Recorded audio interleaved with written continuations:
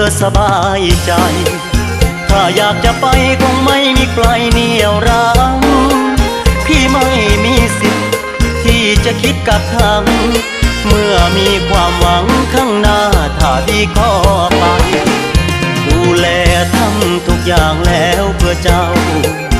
ยังมีเขาดีกว่านี้อีกใช่ไหมเอาโลดลาเอาที่สบายใจไปสาไปน้องลาเจ้าจงไปดีถ้าอยู่ด้วยกันมันทรมานบ่มีความหวานบ่มีความสุขเป็นทุกทางปี